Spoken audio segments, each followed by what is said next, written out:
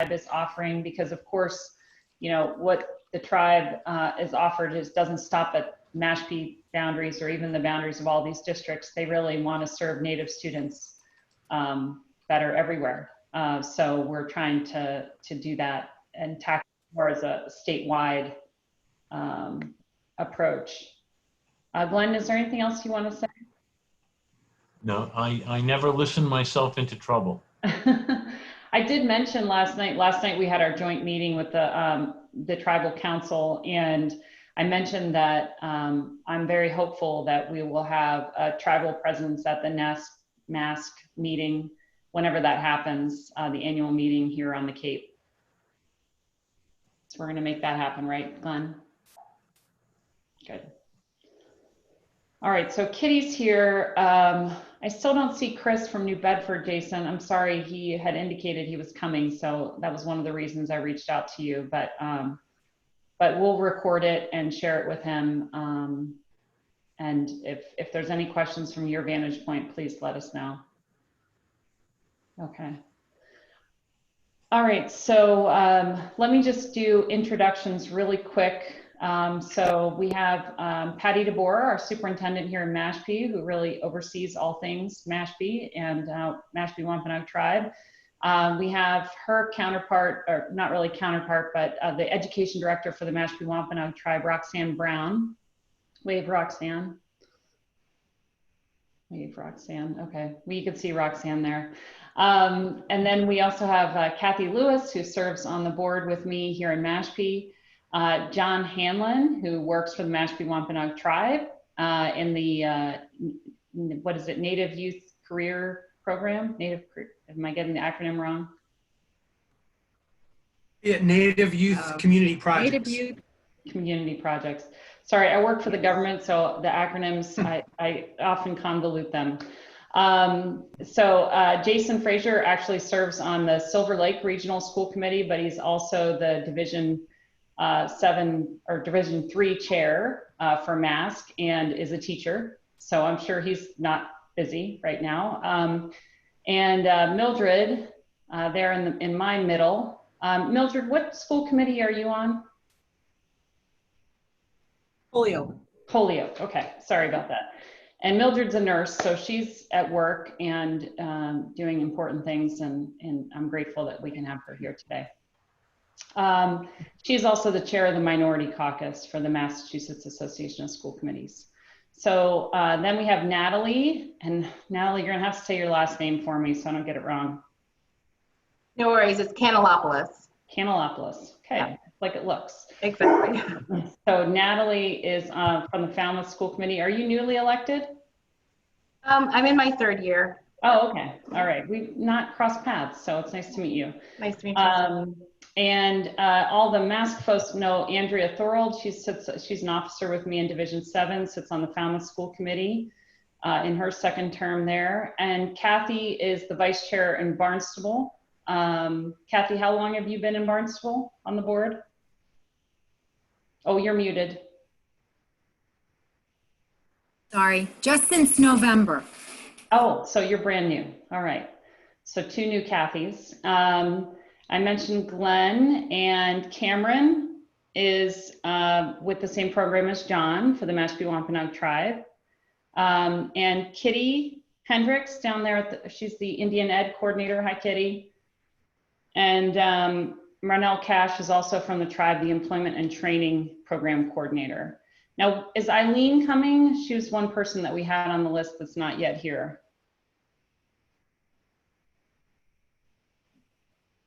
Eileen has a conflicting doctor's appointment, but I can just provide a brief update of what we're doing with childcare. Okay, great. So I've done so many of these virtual meetings, I just find it easier for one person to introduce everybody, because otherwise everybody kind of trips over each other saying their names and stuff. So hopefully that wasn't too much to do that. And then I think we're gonna, unless you have anything you wanna offer, Patty, we can just kick off with the tribe. Is there anything you wanna say to get us on? I just think this is a pretty unique opportunity to sort of expand some of what we're trying to accomplish in Mashpee to a broader base where our students, our native students are everywhere. So grateful to Nicole for her passion and initiative to gather this group together. So thank you. Yeah, and I'm grateful to you for indulging me and being so supportive of these efforts. So couldn't happen anywhere else. So Roxanne, I think we're going to turn it over to you to talk about the tribal programming and services that are available. And are we recording? Okay, I'm just going to give you a brief overview and then we'll just, looks like you are. We got a notice that you were.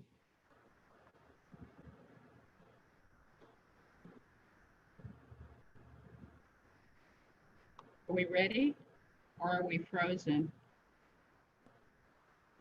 Good. Nope, you're good to go. Okay, Winiki Suk, Katapatanamu, to all of you for taking this time to meet with us. This has been a long time coming and we very much appreciate the gathering here today and taking the time out of your day. A brief historical summary of the Tribal Education Department finds ongoing and viable programs across decades with little to no continuity from one year to another and little to no connection between programming and services within the Education Department. Our mission, 400 years after the Mayflower voyage and establishment of the Plymouth colony, is as follows. Our charge, achieving equity for Native students in the K-12 systems with whom we propose to partner, and hopefully this flows over to other districts. And access for Native students to advanced placement coursework, dual enrollment, Wampanoag language, and STEM activities, as well as independent learning opportunities. The partnership with Mashpee created a familiar and growingly more comfortable relationship between the tribe and I think the school committee. And once Nicole shared her multiple roles with us, we asked her to broker for us contact with other school committees. Right now our Indian education program works directly with New Bedford, Wareham, Sandwich, Barnstable, and Falmouth.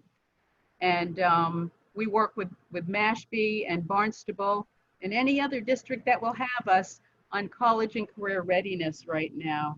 And those are distinct federal grant opportunities to which we availed ourselves.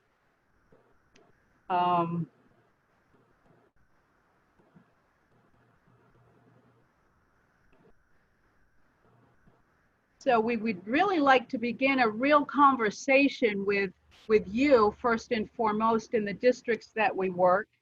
And we know that statistically our numbers are not huge and we don't probably make a big impact in your districts.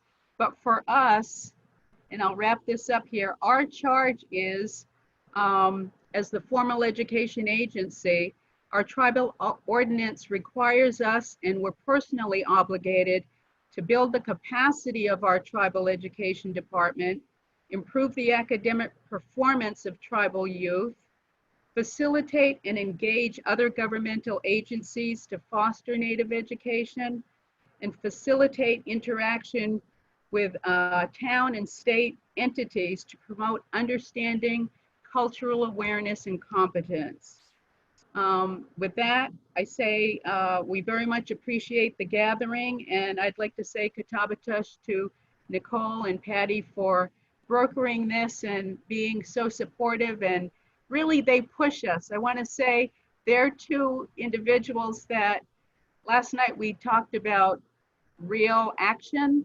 Well, they're full of action and they often push us. We very much appreciate that. So thank you for this opportunity.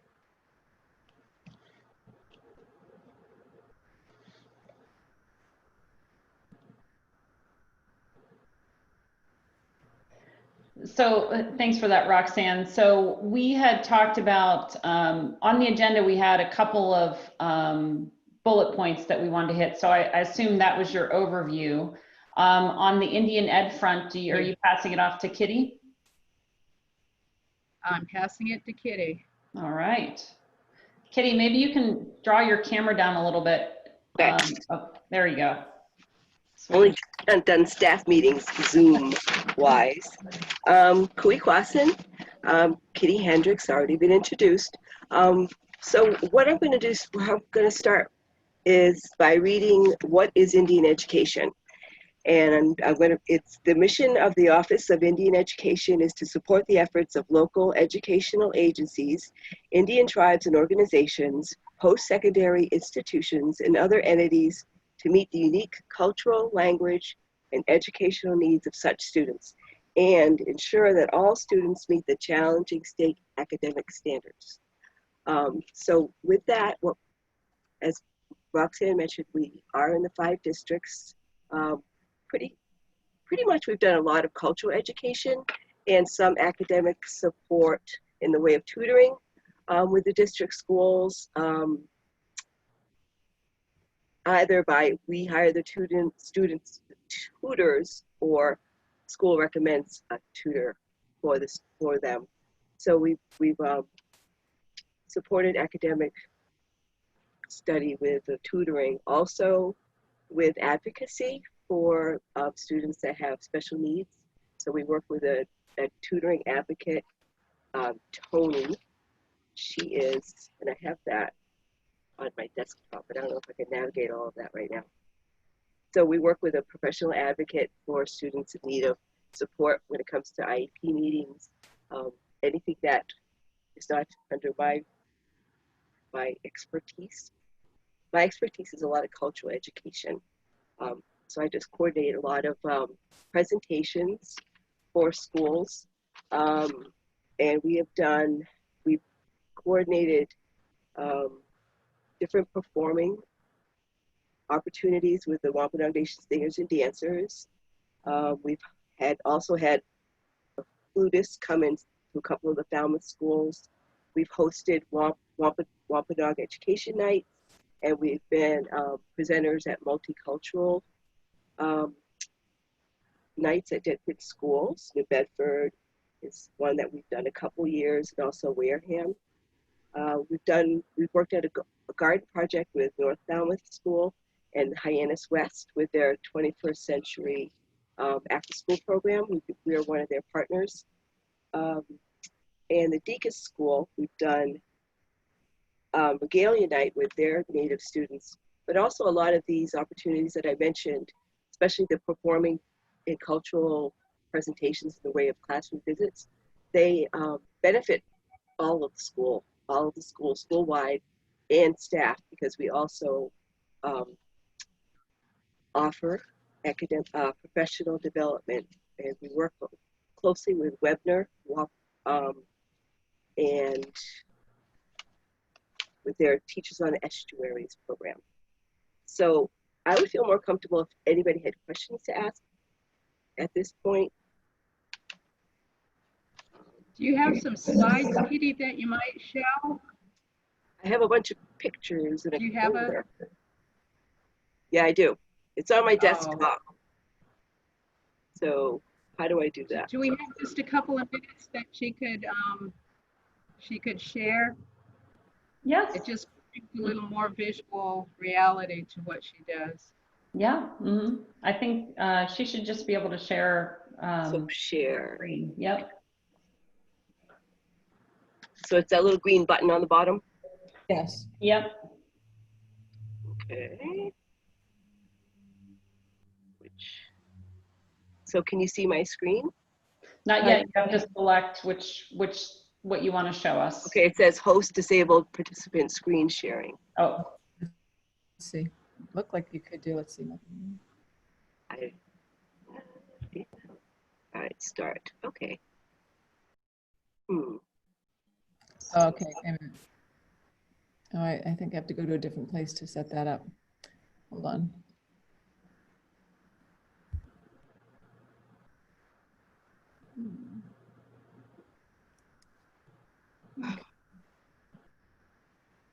While Kitty's looking for that, maybe I'll just jump into the childcare services. Okay. That the tribe provides. We have a 1.5 million budget that we get through Health and Human Services, and we provide childcare vouchers to qualifying families. So we will pay the childcare center, and parents have small co-pays to help support those parents that are seeking work, are employed, or seeking education. Another thing that we do is we have quality initiatives that we are able to provide funding for these childcare establishments that work with our families and children for health and safety accoutrements.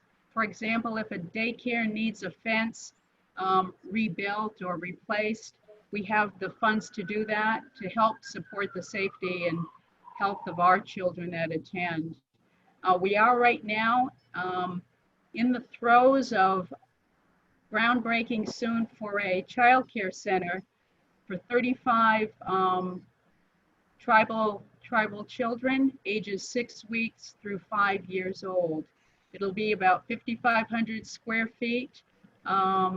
It will provide additional jobs. Right now we have some teachers in training working with our Wampanoag language program, as well as taking courses at Cape Cod Community College in early childhood education. So we're pretty much excited. There's a lot going on, and I'm hoping, Kitty, did you find your documents? Well, they're on my desktop, but I can't share because it's not letting.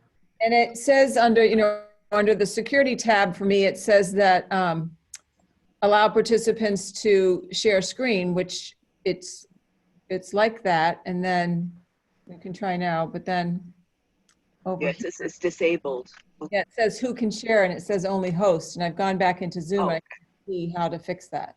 Okay. Well, maybe we can, Wait a minute, I just fixed it. oh, It should be good. It says all participants can share now, so try it now. okay. Okay. Okay. Let me see. Yeah, because she does such great work. It'd be well worth seeing some of it. Okay. So. So it says find someone. It's Skype for business. Mm, I don't know what that means. I don't think that's right. No. I'll tell you what, why don't we see if we can put them into a document or share something after the meeting, just in the interest of time. Okay.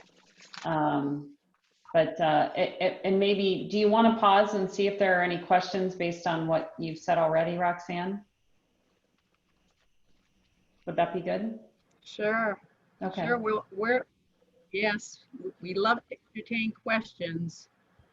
I do have what we're developing a kit program that teachers can take out, much like a library book, but the kit will have in it kit materials, teacher guides, documents, and directions for activities and lessons. And the multimedia teaching materials such as cultural artifacts, artwork, photos, hands-on activities, and the materials be collected or identified for future purchase and or production. So through the kit, students and teachers will meet and learn about Wampanoag and other Indigenous peoples from historical times to today. So there'll be Wampanoag voices. They'll guide the use of the kit through interviews, writing, videos, and personalized activity directions. It's much like the kit program that the Boston Children's Museum offered probably 10, 20 years ago, but they dissolved that program. So the women that I'm working with on this one is an educator from the museum that's retired, and she helped to really set up the Wampanoag exhibit at the Children's Museum. Her name's Judy Batat, and I'm also working with Linda Coombs to develop this program. So hopefully people, instead of having a person come to the classroom, which might be right on time with what we're going through right now. So a lot of the things will be miniature artifacts, and like a mini fishnet that kids can reproduce in the classroom, or corn husk doll making clay beads, and talking about the clay cliffs and how the clay is the earth mother, and they'll learn through those little objects that they're creating. So that I'm really excited about that. So we're kind of gathering information and video material because we're trying to get it into the 21st century with all the media, the multimedia that can help with the educational opportunities. And I have a list, but I just don't know. And we set up language classes in the Deacon's School last winter for Native students to attend once a week. That was a 6-week program. We also worked with the Quashnet School, and we had a mini Wampanoag Day, which was a 2-day event where the 5th graders all came to the tribal grounds, and they were they attended different stations, learning stations with the STEM connection with the estuary, and also with our farming, our aquaculture, and then Native food and stories and dancing. And that was an education, the education department put it on with the 5th grade teachers at the Quashnet School. And we do the Teachers on the Estuary training. We have our Preserving Our Homelands camp, and that is connecting students with traditional knowledge with culture keepers and scientists, local scientists, such as NOAA and U.S. Fish and Wildlife Service, the EPA, and Webner. So that's a 4-week program that we offer our Native tribal kids, and that's for middle school students. And then, of course, classroom presentations, which are usually a big hit with teachers. We try to encourage them not to ask for a visit during November. So we try to, highlight the seasonal events, both in Wampanoag and non-Native cultures that we, that kind of guides the way to what we're going to do and what the activities are going to be. And with that, there's hands-on activities and artifacts, and talk about history, Wampanoag history and culture, yesterday and today. So a lot of those things are going to be hard to do with COVID, but we're trying to figure out a way to deliver this programming besides Zoom. I know that's the way to do everything, but it's really hard with the hands-on aspect of what I do. Yes. So Katie, just listening to your description, Thank you. I heard strands of mathematics, ELA, social studies, and science. Just in the basic description you gave of some of the lessons. Have you already aligned your lessons with the Mass State frameworks? And I'm not saying that I think the Mass State frameworks is the end-all be-all, but I know how it would attract teachers, especially teachers who are always constantly looking for high quality materials to bring into their room, resources to bring in their room. So are they already aligned now, or is that something you plan on doing? That's something we plan on doing, taking what we've learned from elders and what we've learned through what we would do daily in traditional culture, aligning that, like we've done a little bit with the science, but not so much with the mathematics. And it's something that, I plan to do in the future. So that would, attract, like you said, more educators, not with just the cultural aspect or social aspect. Right, and don't change the lesson just to try and make it align. It's something that we should do for sure. It sounds like it already aligns quite well with a lot of the standards. Yes. That's a good point, Jason. Andrea, did you have a question before we moved on? Yes, I do. Thank you. I heard Roxanne saying at the beginning about the fact that, our districts that have students from the tribe, but not in big numbers. But then I'm also hearing some of this information about, the cultural awareness and competency, and that's something that will reach all, or should reach all of our students. So the numbers certainly go up when you start looking at it that way. And I guess I'm wondering a little bit about how you guys see the balance in terms of what is your mission and your purview? Is it to try to bring that to all students in the region, or more focusing on your students from the tribe?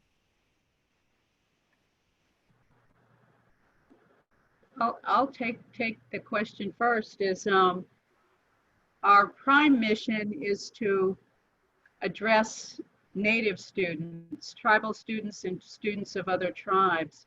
But our global mission is always to educate their peers, their colleagues, their teachers, and anyone that comes into day-to-day contact with our youth, because like Mashpee Public School District, we would like to build communities as well. And the more we can do that, and while strengthening the academic and social standing of our own people, we think we can build stronger communities around us as well. So to answer your question, if we can hit two birds with the one stone, we're always in favor of that. But there are some specialized tasks that we have to engage with for Native students, you know, primarily or solely. Mm-hmm. And in order to do that, I'm thinking about the future and building partnerships. I guess I'm wondering, to make that divide, right? It's always going to be about resources.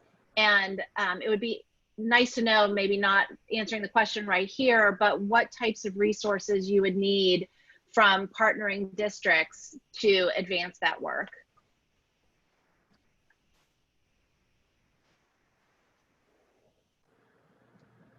Yeah. Anybody can jump in, but we have a lot of resources. One of the reasons we asked Nicole to broker a meeting of this type is because we have difficulty. We've tried through the superintendents, we've tried through the assistant superintendents, we've tried through some of the programming to actually get into the classrooms of your school buildings. And for a variety of reasons, we've not been successful in most instances. We have minimal contact with Barnstable. It's been very difficult in New Bedford. There's lots of layers. There's lots of school buildings and grade levels. And I just wandered off your question. Could you repeat Roxanne, your can question? Sorry. Could you repeat your question, Andrea? Oh, you're muted. About resources? I caught that. Resources and what kind of, what you would need from partnerships to make that go forward.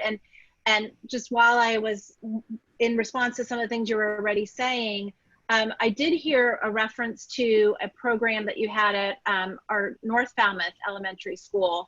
And one of the things that our superintendent is very clear about is that she doesn't want opportunities that are just for some students. They really do need to be for all. And while we might pilot something, we want to be able to expand that. So if that was in a second grade classroom, we want all second graders to have access to that program. So if we've already got a start in our schools, we'd love to be able to expand on that and bring it to scale. Well, I think that's why the garden project was so successful at North Falmouth, because it benefited all the third grade classes. And we had a section that was just the traditional garden, and the children learned about companion growing, and they got to I brought herring, and they were able to dig holes, put the herring in the ground, and they learned about, fertilization and with also, learning how the plants grow together, and also, having a song that would sing along with it. So, so all of the classes were able to participate in that. So we didn't get a chance to do it this spring, but we did it the last 2 springs. Well, and we do have nice school gardens at our elementary schools. So expanding that would be a wonderful step that we could, I think, fairly easily take. Right. And also for me, what would be helpful would have a space that we could have, an after school program, say 2 days a week.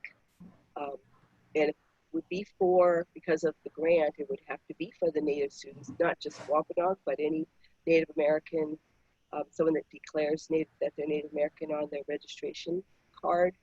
But we could open it up they could share a program about drumming with an assembly of some sort, or they could put on a little event where they're teaching the students how to make the corn husk doll. Maybe one afternoon in the gym, we could invite other students in, but it would be the kids that would be presenting and passing on the knowledge. So I think that's one of the ways that we could incorporate not just the Native school students, but also school-wide. Great. Some ideas. Thank you. You're welcome. Yeah, John, I think you were trying to jump in there. Yeah, I just wanted to mention, like, what Cameron and I do is more direct services to Native youth. So in our case, like in Katie's case, cultural things, that's definitely open to everyone, but we're trying to serve Native youth on certain things. I'd say the biggest obstacles we have, and Mashpee's great, we have our own space there and great communication, but with most of the other districts, I mean, Roxanne, correct me if I'm wrong, the communication could be a lot better access to our youth, knowing who's there, making those kids in Barnstable and New Bedford aware of our programs. We're offering driver's ed this summer remotely, but we just have no way to access those kids in those other schools because there just isn't great communication. Yeah, and one last thing I'd like to say, that was great, John, is that Indian students have a unique cultural, linguistic, and educational need that's recognized by the federal government. So a lot of our programming is designed to bridge the gap that exists. Many of our kids start out levels behind that pre-K student and fall behind continually more and more during the early years of their education. And so some of our services are directed towards that need. And that's why it's so critical for us to be able to know who our kids are in the districts, share data with written parent permission, and be able to analyze and respond to that data for supplemental instruction, cultural interventions, language interventions, to raise the esteem, raise the proficiency of Native kids, because of the historic and cultural differences that have existed for so many decades and centuries. And it is a reality, and part of that learning for non-natives and even natives, if you will, comes through professional development, which we can also provide. And that, I think the critical thing here is communication and getting that foot in the door of the districts and really coming to the table like we're doing today. So much appreciated. I see that Kathy wants to jump in from Barnstable too. Kathy? Oh, I'm curious, do you happen to know how many students Barnstable has? Or do you know where the tribal students are? I can find that out very quickly. And because based on the numbers, so what I can do to help facilitate your getting your foot in the door, at the beginning of our school committee meetings, since I attended this meeting, I'll give a very short update on what happened at the meeting and what the purpose was and what you're looking for. So to improve the communication, I mean, if you want to get your foot in the door for the high school, hearing the driver's ed piece for your students is critical. How many people wouldn't jump on that? So you offer so many services to help those students that I can't imagine why you wouldn't be welcomed into the buildings or have better communication. So I can definitely make sure that message is heard and see if somebody is interested in learning more about what you have to offer. There's 86 Native students in the Barnstable district. Yeah, see, and so when you talk about, 5,000, they probably look at the 80, but I think that's a significant population, 80 students. And I'm sure you have the breakdown of those ages, which is, I would just be interested in it. I think the reason there are 2 community gardens at the elementary schools of which I'm aware. One is at the Innovation School and the other is at High West. High West seems to do a terrific job taking advantage of organizations such as yours. So it didn't surprise me when they had already formed a partnership with you. I think our goal is to get, my goal would be to get more schools to jump on board with that. And I think, sorry, go ahead, Pat. Oh, you go ahead, John. I was just gonna say, I saw in the chat about Falmouth. I believe the number is about 100 in Falmouth. 114, yeah. And I was just going to share. We don't Go ahead, Roxanne. We don't know the number in each grade level. We have a total amount, and we would like, as the representatives of a federal agency or a sovereign nation, a government, to the state government or local government, we would like to be able to broker some type of ability to know the names and personal information of Native students in your district. Short of that, if the districts can work with us on getting written parent permission to share that information, it would be so helpful, because what we are doing, we're embarking on a state tribal education partnership right now through a federal grant under the United States Department of Education. It would allow us to look at the data and be able to supplement actual instruction with children that need it, specifically under Title I and others that have fallen behind and need that supplemental support. So those are the critical pieces. And then the culture for self-esteem and understanding of self and relationships is hugely important, probably in all ethnic communities. So, And also our 506 form, would be very helpful to distribute those, because the only data we have on the Native students are only the Mashpee ones that are in our database. So we don't know the grade levels of a lot of those students, say the 86 of Barnstable, because we don't have any of their private information, contact information.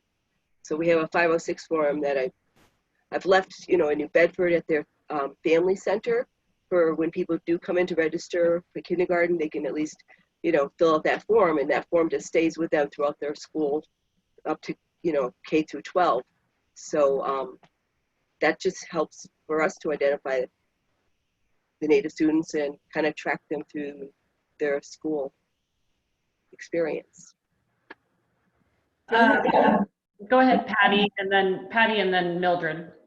I was just going to say quickly, one of the things that I think is helpful from my perspective as a superintendent, but also having been a principal, what we do with the tribe is we meet, sometimes it's 3 times a year, but sometimes it's quarterly, and it's only for an hour, but it's and it's principals. And then we're a smaller district, obviously, so it's not as probably big of a lift, but it really helps to have sort of those frontline managers involved with this, because they are really the people that sort of see the opportunities within their schools, and then it allows you to be cohesive among your school. But a lot of great ideas have come out of those meetings, where it's basically, you just brainstorm and then you decide which ones can we really all work on to make a reality. But, too much of a top down, it's not necessarily going to take off like you might want it to. You really have to sort of grow it from a lower level.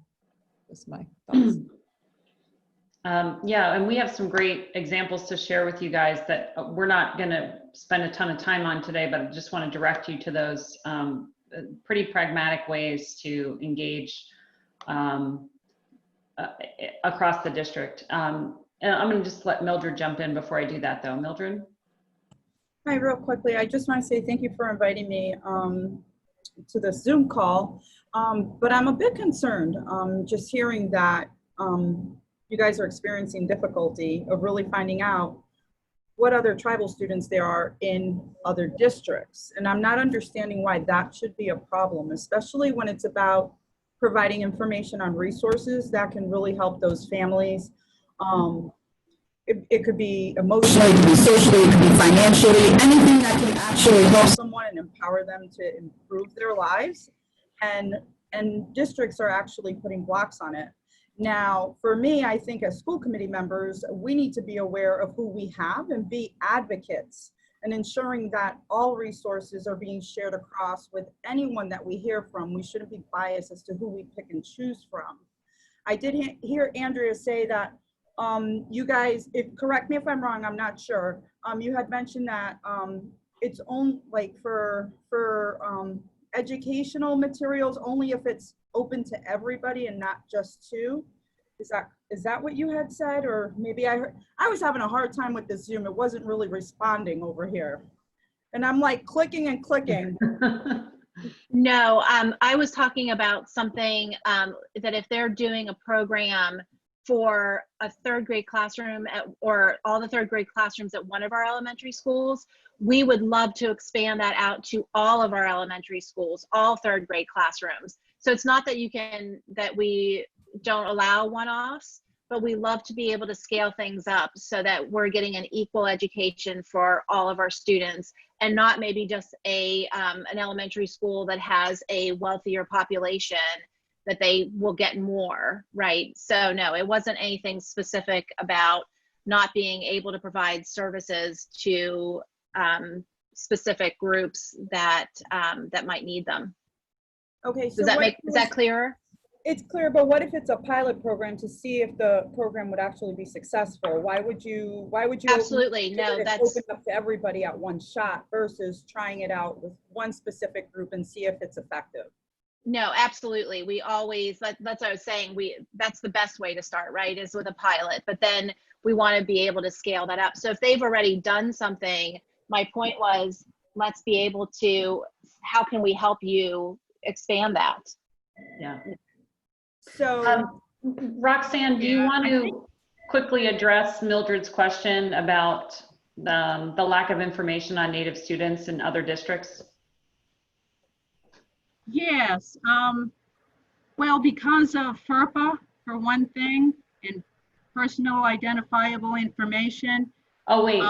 That's one of the... Wait, hold on one second, because it looks like Mildred just had to take a phone call. So, okay. And there she comes. Okay. I just do want to say that, okay, that it's not that districts just refuse. FERPA is an issue. There's no real legislation or anything I think the districts feel like they can rely on to support the sharing of the data. But also, we've never really been able to sit at the table and have the discussion to problem solve. And we've done that with Mashpee. And even during the quarterly meetings, we problem solve and then we create more work, more initiatives.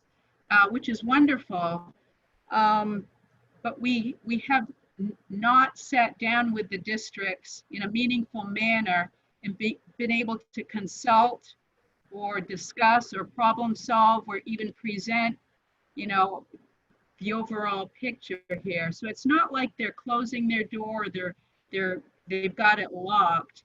It's just we've tried on multiple levels to get in there. And really be able to put our hands on Native kids. And by the same token, we can reach all kids and all faculty. But that's the roadblock. It's who in the district is going to acknowledge the fact that we're asking to be heard, basically. So I'm wondering, Great start. Nicole, or continuation.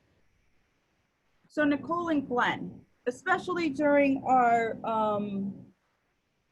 annual conference, even though this year we're not having it and I'm so dreading it, but really bringing awareness to, so maybe having a session where we can bring individuals such as Ms. Brown, and I really don't even feel comfortable saying Kitty. Like, I'm one of those people that I'm very, it's Mr. Kuchar, but anyway, Kitty and Ms. Brown,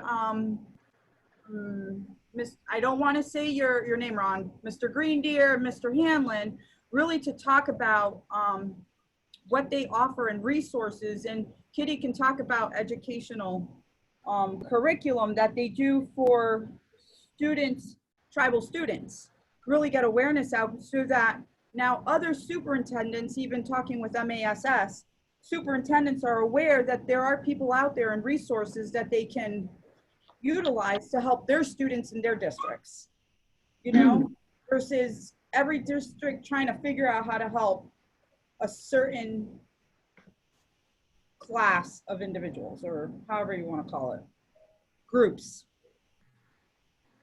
Like for us, they're trying to figure out, how do we educate the Latinos, right?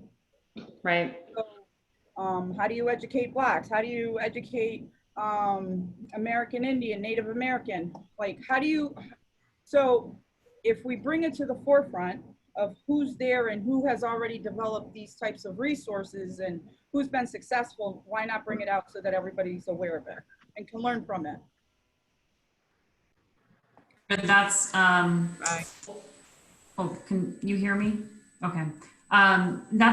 We had actually submitted a abstract just like that for the national conference next year for National School Board Association members. And I think that was kind of what we had hoped. We had hoped to have a session like that at the annual meeting. So I'm glad to hear your support for that and interest in supporting that, because I think that could be great. I think in the near term, because I'm mindful of the time, we sort of blew our agenda, but it was fun, so I let it happen. I think there's a couple of things I want to suggest. One is, I think, to my fellow school board members, you know, Patty has mentioned one of the key components of the success we've had in Mashpee, and that was, you know, getting the tribe in there to meet with the administrators in your district. 1 hour, it is not a ton of time. And especially in these virtual settings, I realize that we're all scrambling to deal with our school year this year. So I'm not sure what makes sense in terms of timing. But I think if you could, as a school committee member, be an advocate and be an instigator, be someone who's going to see that this happens, you know, see that we can at least make this connection for the tribe and get Roxanne in there to articulate, you know, the needs that they have in terms of reaching Native students, and truly the opportunities we have for non-Native students in building this environment of respect for other cultures and cultivating that in our public schools. In the agenda, there was a link to a document that I hope you can all access that really identifies all the different things that we've done in Mashpee over the last 3 years with that team that Patty talked about as the main, you know, architects of those activities. And we found that when we sat our administrators down with the tribal leaders and with the superintendent, there were dozens of things that rose to the top so quickly that were so easy to accomplish. And one of the things that, two of the things that I'm especially proud of, one was a culture-based curriculum, a PD opportunity that we did for all of our teachers that was taught by the tribe. And that was 10 weeks long, 1 hour for our teachers and staff. And that's something that is a model that can be used elsewhere. I also understand, you're probably aware that we have Wampanoag language offerings in our schools. We have 3 years of that in our high school. And my understanding is that this year we might be able to offer some of that instruction virtually to other schools who want to offer that language opportunity. And I hope I'm not misstating that, Roxanne, but I thought that's what I heard was afoot. And finally, something really simple is, and so proved so elusive, but we somehow have gotten it done now, is a land acknowledgement, particularly in our classrooms here on Cape Cod and the school districts that are here on the Cape. A land acknowledgement that says this is the land of the Mashpee Wampanoag, and we have one that was created in our district. And last night, we're excited, we are going to actually have Jessie Little Daubert, the vice chairwoman, who's actually going to record the greeting in her native language, and it can be accessed on a piece of paper with a QR code so that people can hear the Wampanoag language as they enter these buildings and spaces and places. And so there are ways to do this that are not expensive, that are completely inclusive, that are not, require approvals and different things. It just requires the will of some committed people to shepherd these things through. And so I think what you'll see in the list of the Mashpee accomplishments is there are a lot of things that are just very little and simple that we've been able to do that make those Native students feel recognized, validated, and then also sends a message to all of our other parents and families that we value that culture and respect that culture in our school environment. So those are the things that I wanted to make sure I communicated today. Unfortunately, John and Cameron did not get to talk much about the offerings that they have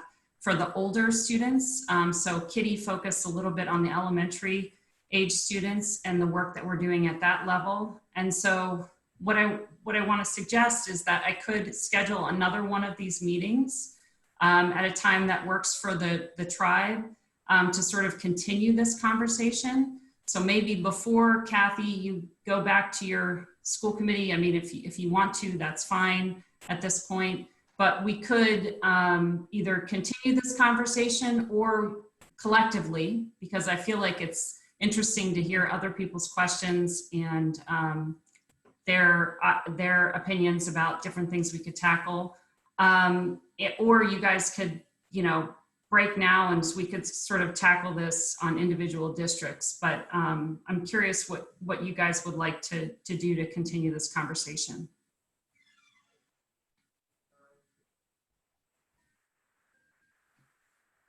I have the time to stay now, or I'll attend another meeting if that's easier for you. Yeah, excuse me guys, I don't think we're gonna need more than 3, 4, 5 minutes of your guys' time to go through the NYCP stuff that John and I do, just to give you a heads up. Okay. I can give you 4 or 5 minutes easy. Okay. Well, then let's circle back to that piece because we kind of skipped over it, and pass it off to John and Cameron to just pick up that. Cameron, do you want to go? John, you on? Yeah. All right, good. Well, you guys, we run an NYCP grant. It's a college and career readiness grant. It's for 7th through 12th graders, high school students. 7th through 12th for Mashpee anyway, because the whole high school is 7th through 12th. We're concentrating on high school students. Now our grant, we do a lot of college visits. We do a lot of independent college visits as well. So we pay for students and one of their parents to go on an independent college visit towards another college of their choice. And we pay up to $900 for that trip. So we offer tutoring for high school. Also, we have SAT preps. John has also done SAT preps and assisting in the tutoring part as well. Our most successful part, I think, is the internships right now. Internships for students, they can do 2 a year. And if you work 50 hours, you get $750 from us. and you can do up to 2 of them. Now, these are just for the Native students. So I think all this is really tackling the college and career portions of our grant. We also offer FAFSA assistance with the parents and the students, college applications. We go to scholarship assistance as well. Unfortunately, the tribe does not have a scholarship, but we have a lot of resources and a lot of different ways that you guys can get scholarships. You just need to contact us. Now, there's a cultural piece to ours as well. A lot of cultural knowledge, fishing expeditions, hunting, hunter safety. We also have the language. We pay for the high school classes. We pay for the Wampanoag Language 1. And we also go into cultural nights. Cultural nights are once a week. They were last year right before the powwow. And we worked with students of all ages and worked with like the singing portion, the dancing portion. Really gave the kids a little more, a way to express themselves and also get better at that part of powwow culture. So we really got to do an introduction for that. Another part we did, you guys were talking about a show or something like that for schools. Last year, I put on 3 separate shows for all of our high school, the middle school, and the elementary school. I think that's how it goes, high school, elementary, and then younger kids. We put on those 3 shows, and they're about an hour long each. And we got to get the students from the schools come out and dance with us. And it was a very successful part. It creates a self-esteem. It also gives the kids a little pride in what their language and culture. And I introduce a lot of people, and I talk also about the land. I also say a few words in Wampanoag, and also my tribe, the Ho-Chunk Nation of Wisconsin. So there's a lot of intertribal exposure that the kids get as well. Because we also go on these college trips. We went to New Mexico, we've been to Kansas. We visit these schools that are for Native students only, and they're very, very affordable for Native students. So we introduce them to these colleges. It's kind of like Haskell Indian Nations University and also Southwestern Indian Polytech Institute in New Mexico. These schools are, just let me tell you, it's like $750 for a semester at Haskell and like $680. This is all room and board, and $680 at SIPI for a semester. So one of them's a 4-year school, one's a 2-year school. We take these kids on all these trips and we expose them to these things. And we also take their parents too. We take one parent and we cover all the travel expense. This grant covers that. So we have very successful trips doing that. We also take them to like the food sovereignty conference. We took parents and students to that to expose them to a food sovereignty of what other tribes are doing. We did that in Oneida, at the Oneida Nation in Wisconsin. Let's see, we also have a life skills portion with the financial literacy and time management. We have a guy from First Nations come out and really show the kids, put on like a little event for a group of kids to introduce them to financial literacy, checking balances and stuff like that, credit, and also a time management portion as well. John, am I missing anything?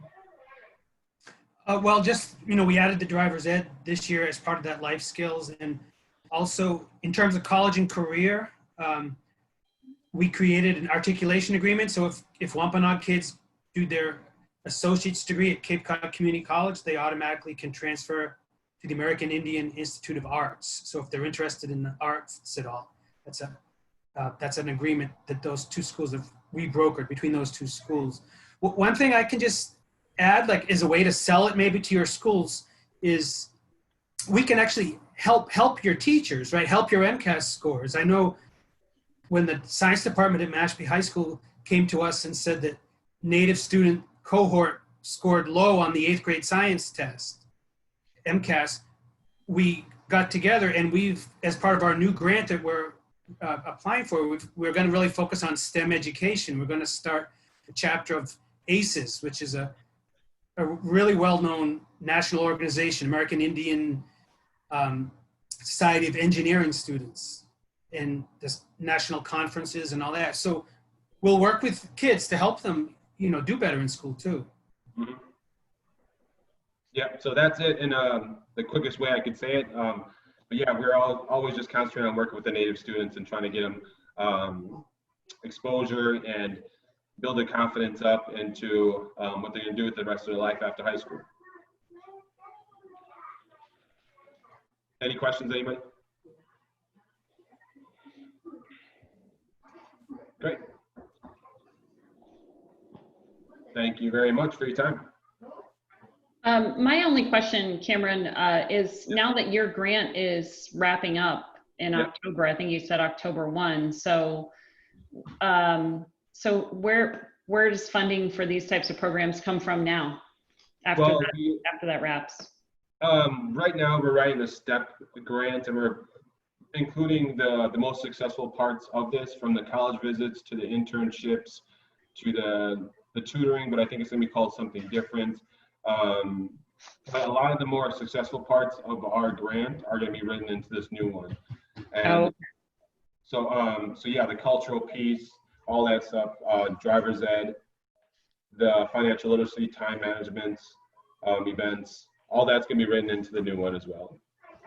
And help me understand, while your grants are specific to Native students, are school districts allowed to like match, you know, or provide additional funding to incorporate additional students into some of that? Now, some of the things you mentioned that wouldn't be necessarily applicable, but you know, in other words, some of the cultural days and the cultural knowledge work that you've done, that would be more like, you know, district-wide would be great. Do schools help pay for that, or do you guys support that entirely from the grant typically? We support that usually ourselves. We have never asked for any stipend or anything like that, just because this was kind of my first year of doing it.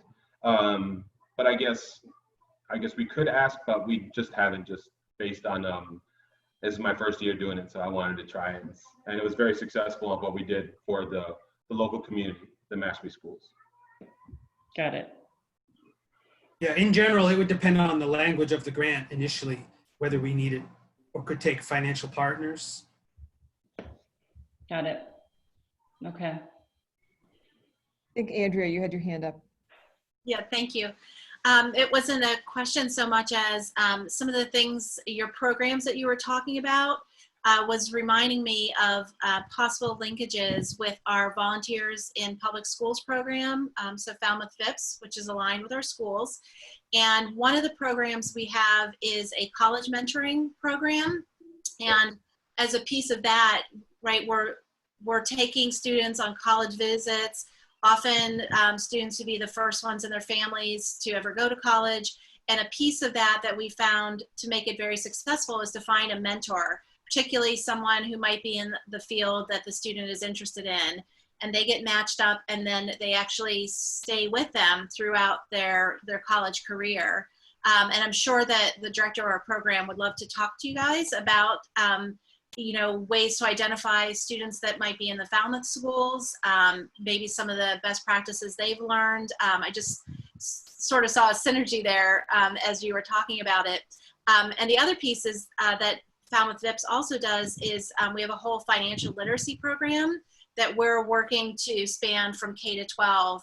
And we'd be happy to share resources there as well. And I think if you would like, I could easily set up a meeting with our executive director, and you guys can just see where it might take you. Yes, please. Yeah, that'd be great. Thank you. Thank you. Thanks, Andrew. Kathy, looks like you were getting. I just wanted to respond to Nicole's question about what types of resources the districts can provide. In general, when anyone uses our buildings, there are fees, but when there's school-sponsored events, and by partnering with the school, you would be able to hold something within the buildings once it's school sanctioned. So I will definitely share this information and hopefully get it to the right person who will be able to contact you about Barnstable taking advantage of a lot that you have to offer. It's a tremendous amount. Yes, definitely.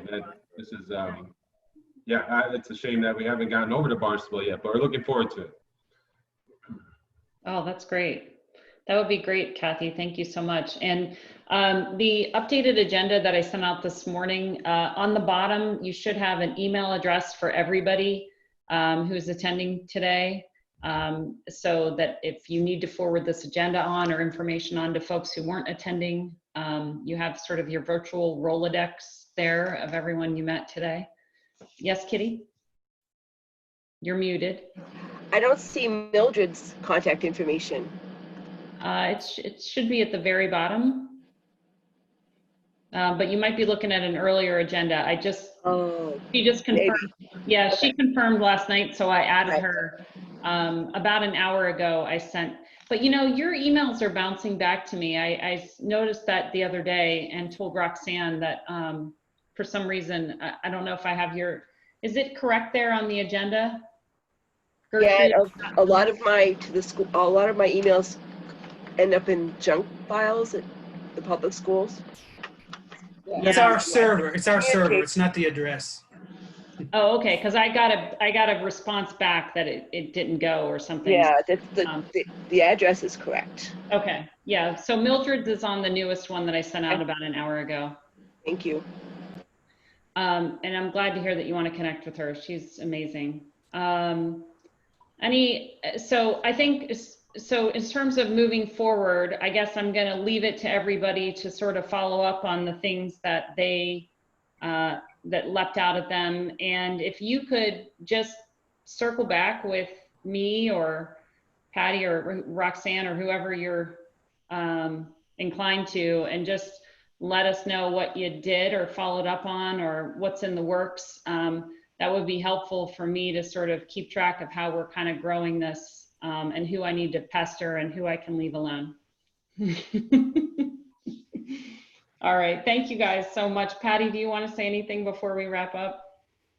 No, I just think there's a lot of opportunities out there to really not only, I think, support the Native American students, but educate the community that they're in terms of the school community, the classroom community, and really our teachers who did participate in that 10-week long PD, as well as we've had different members come to staff meetings and share some of the historical information about the tribe. But it really is, it's pretty empowering to start to know what you don't know and be able to better help the kids. So I think there's just a lot of opportunities. And I think because we're sort of the home in Mashpee, we really need to do what we can to get more of a network in the other districts neighboring us, because you have our Native students as well. So yes, and Roxanne, the last word to you. Sabotage, this has been so valuable, and it takes one step, one overt movement, and we very much appreciate your time and attention, and we will be in touch. We'll track you down, but we hope to be able to come to the table with your districts, your buildings, your classrooms, your grade levels, to begin the conversation and the discussion and the sharing. And we look forward to that. So Katabatash, Katabatanamu. Great. Thank you, guys. Everybody have a nice evening. Thank you so much. Thank you very much. Thank you for this. It was great. You're Take care. welcome. Bye. See you. Thank you.